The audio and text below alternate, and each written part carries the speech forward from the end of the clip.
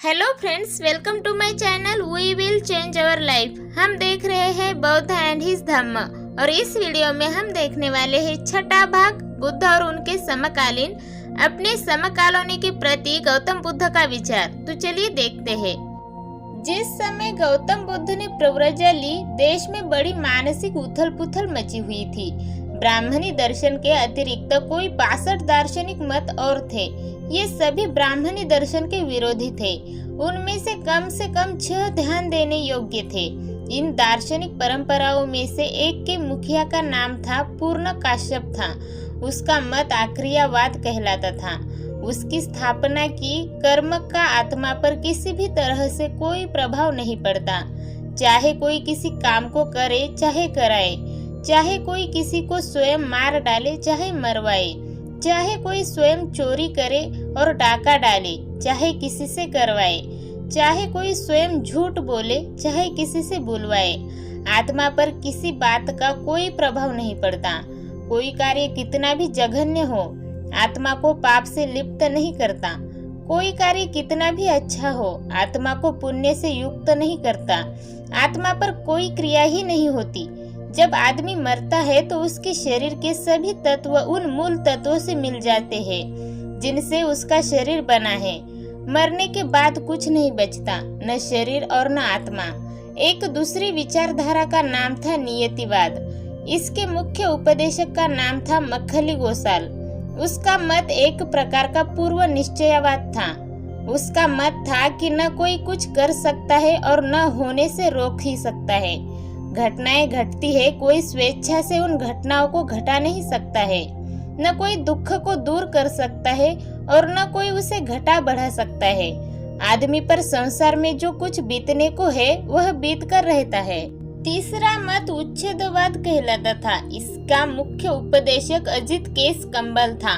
उसका मत एक प्रकार का संपूर्ण नाशवाद था। उसकी शिक्षा थी कि यदि यज्ञ और होम बेकार है, कर्मों के कोई ऐसे फल नहीं होते जिन्हें आत्मा भोग सके व उसे भुगतने पड़े। न कहीं कोई स्वर्ग है और न नरक। आदमी का निर्माण दुख के कुछ तत्वों से हुआ है। आत्मा उससे बच नहीं सकता। संसार में जितना भी कष्ट है, जितना भी दुख है, आत्मा का उससे कहीं किसी तरह त्राण नहीं। यह कष्ट या दुख स्वयं अनायास समाप्त हो जाएगा। आत्मा की 84 लाख योनियां धारण करनी पड़ेगी, तभी आत्मा के कष्टों और दुख का अवसान होगा। इससे पहले किसी तरह नहीं। चौथा मत अन्योन्यवाद कहलाता था। इस मत के मुखिया का नाम पकुद कच्चायन था। उसका उपदेश था कि 7 तत्वों से प्राणी का निर्माण होता है: पृथ्वी, जल, तेज, वायु, सुख, दुख तथा आत्मा। प्रत्येक तत्व दूसरे से स्वतंत्र है। एक का दूसरे पर प्रभाव नहीं पड़ता। वे अपने में संपूर्ण हैं और वे सभी नित्य है। उनका किसी भी तरह नाश हो ही नहीं सकता।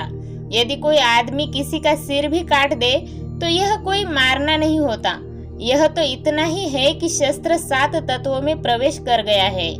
सज्जय बेलट्ठी पुत्र का अपना ही एक निजी दार्शनिक मत था। यह विक्षेपवाद कहलाता था। यह अंतिम दर्जे का सस्नेहवाद था। उसका तर्क था, यदि कोई मुझे पूछे कि स्वर्ग है और यदि मुझे लगे कि है तो मैं कहूँगा कि हाँ है।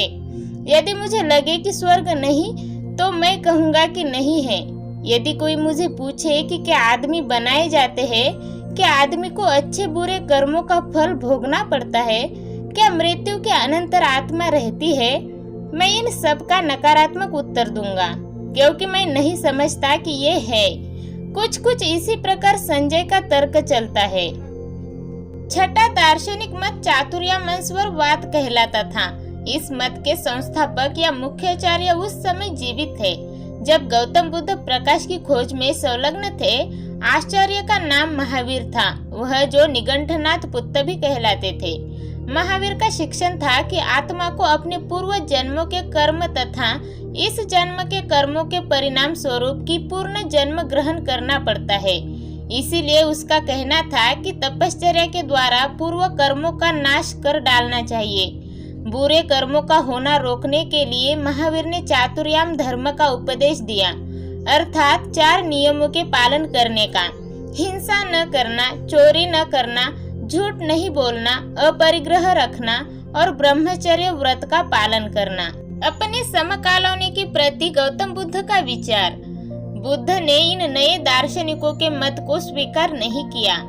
बुद्ध का उनकी शिक्षाओं को अस्वीकार करना सकारण था।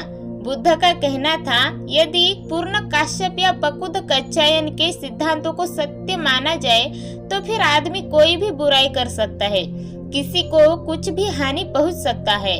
बिना किसी भी तरह की सामाजिक जिम्मेदारी स्वीकार किए या बिना किसी भी तरह के सामाजिक परिणाम का विचार किए एक आदमी दूसरे की हत्या भी कर सकता है। यदि मक्खली गोसाल का सिद्धांत ठीक मान लिया जाए तो आदमी भाग्य के हाथ का खिलौना बन जाता है। आदमी किसी भी तरह अपने बंधनों को नहीं काट सकता। यदि अजित केस कंबल का सिद्धांत ठीक माना जाए तो आदमी के लिए खाने पीने और मौज उड़ाने के अतिरिक्त शेष कुछ करने के लिए रह ही नहीं जाता।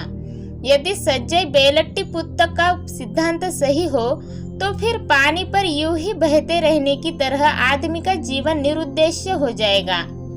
यदि निगंठनाथ पुस्तक का सिद्धांत सही हो तो आदमी का जीवन कायक्लेश तथा तपश्चर्या के अधीन हो जाएगा। आदमी की इच्छाओं और स्वाभाविक प्रवृत्तियों का सर्वथा मूलोच्छेद। इसीलिए उन दार्शनिकों का कोई एक भी मंत्र बुद्ध को अच्छा नहीं लगा।